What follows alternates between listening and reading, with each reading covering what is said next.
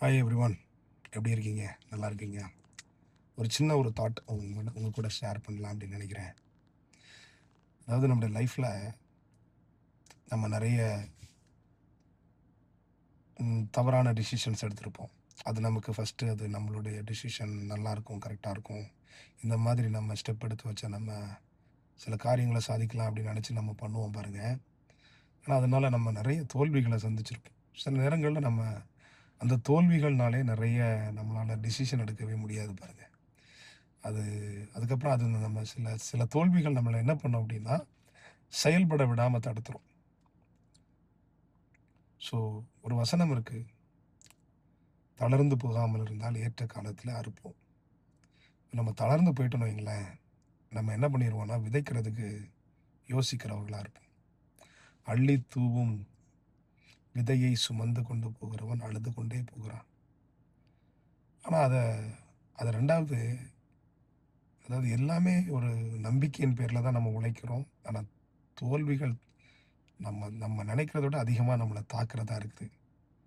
ஆனால் நான் உங்ககிட்ட என்ன சொல்கிறேன்னு நினைக்கிறேன்னா, நீங்கள் கவலைப்படாமல், கவலையிலேயே ஆழ்ந்து போயிட்டீங்கன்னா உங்களால் செயல்பட முடியாது.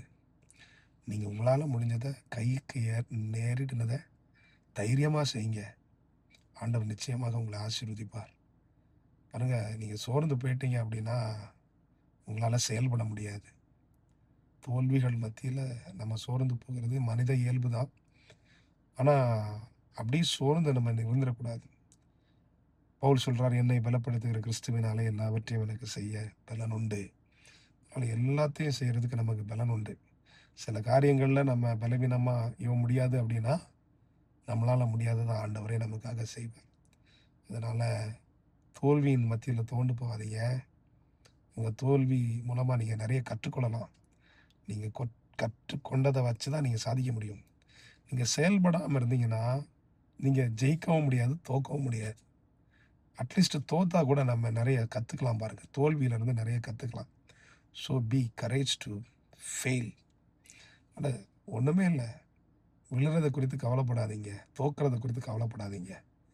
அநேகம் தோற்றதுக்கு அப்புறம் தான் நம்மளால் ஜெயிக்க முடியும். ஜெயிக்கிறதுனால நம்ம எதுவுமே கற்றுக்கொள்ள முடியாது. ஆனால் தோக்கிறதுனால அநேக காரியங்களை கற்றுக்கொள்ளலாம். அநேக மனிதர்களுடைய ரியல் கேரக்டர்ஸை நம்ம பார்க்கலாம். அதனால் கவலைப்படாதீங்க, பயப்படாதீங்க, தைரியமாக இருங்க. ஆண்டவர் உங்களுக்கு பெரிய காரியங்களை செய்வார்.